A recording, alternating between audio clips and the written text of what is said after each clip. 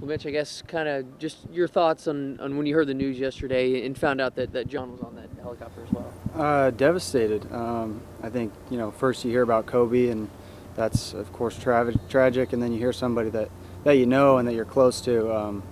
I was shell-shocked for sure. I found out in the middle of our scrimmage, and I felt like my mind just went blank for a couple innings, just to let it sit in. And so it was hard. It was really hard. What was y'all's relationship? Obviously, coaching together, roots that go way back with him and the family. Just kind of, what was that relationship like?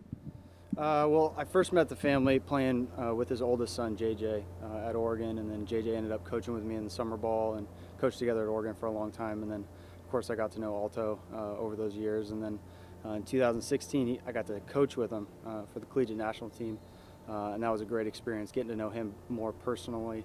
And so that's kind of where our relationship grew, and we stayed in contact ever since then, and he's been a great mentor for me. Have you been able to speak with his son at this point? Yeah, I talked to him briefly yesterday.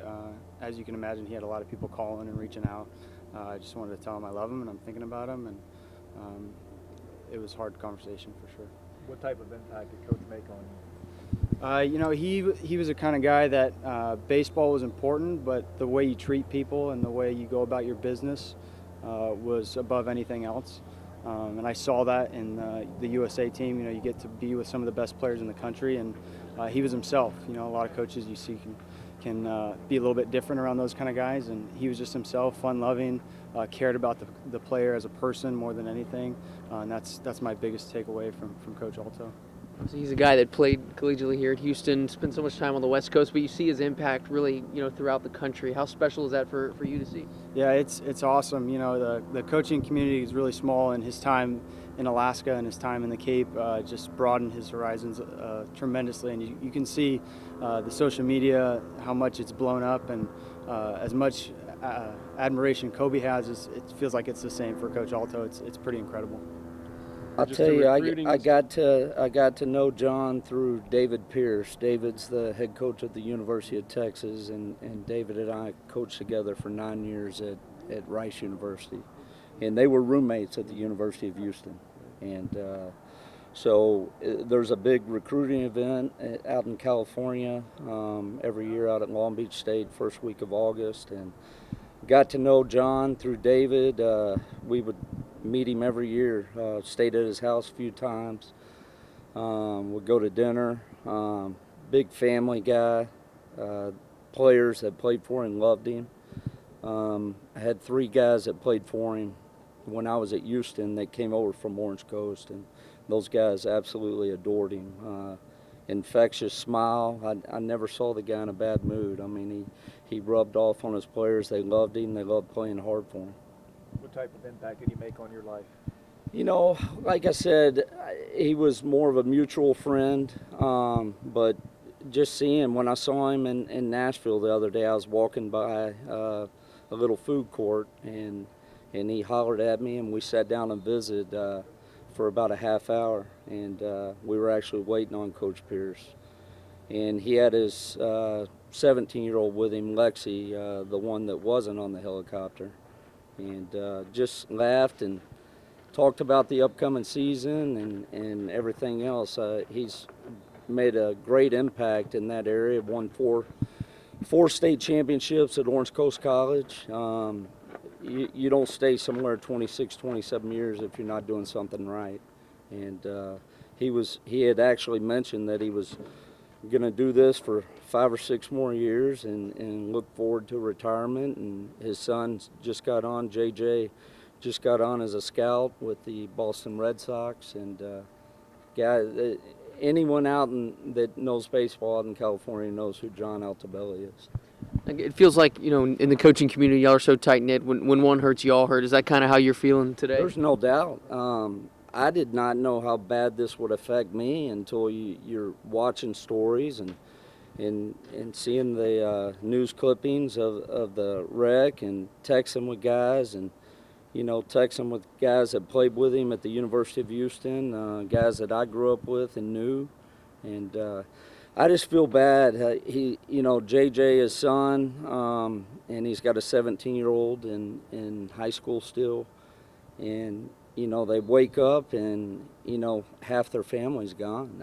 I can't even imagine what those kids are going through right now. Thank you. Thank you, Coach. Really appreciate. I think it was disbelief for everybody, just knowing the helicopter went down, and we found out John was on the helicopter, and and I know all of us kind of knew him just in regards to the recruiting aspect, contacting him and stuff like that, looking for players. And then I know Nate Johnson, one of my former players, is currently working there, so he was a catcher for us at Pepperdine, and just knowing the type of person he was and the people he hung around and the type of players he developed, it was a sad day for college baseball, that's for sure. You guys are so close in the coaching community. It didn't matter what Division 1, 2, 3 JUCO. Just talk about the impact when somebody loses their life, especially as a coach. What does that do amongst this tight-knit group here? It makes you really understand what's important a lot, because we spend so much time, and I'll say this in a very odd way, but we spend so much time with everybody else's kids as coaches. It really kind of brings into perspective the things you got to really cherish the most with family and friends, and making sure that you really understand that. But like you said, the baseball community is really small, and when something happens, especially to someone who has kind of made a really good name for himself in college baseball, especially on the West Coast, you start to understand that time is pretty precious, and you got to make sure you take advantage of it when you have it. Being a California guy, does Kobe, obviously, does that resonate with you? I think too. Obviously it did.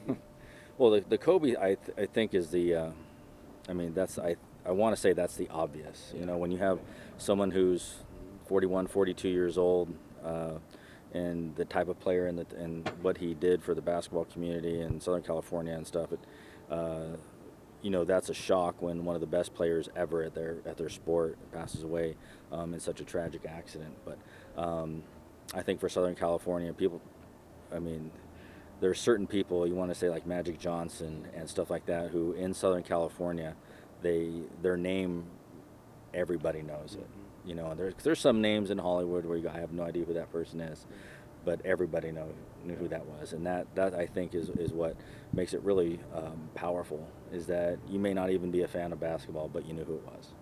John, obviously, played his college ball at Houston and went and spent so much time on the West Coast, but you see just how far his presence extended in the baseball community. To see that, what is that? What is your reaction to that? Well, I thought it was wonderful what Houston did, putting his image up on their scoreboard. And I know Coach Pierce over at Texas was his roommate in college, and I know that Coach Taylor saw him at the ABCA convention actually this past January, and talked to him for a while. And in Texas, I'll tell you what, people do things right here, and that's one thing I'm very proud about, of being able to say that I am here, is that when things like that happen, Texas people step up, that's for sure.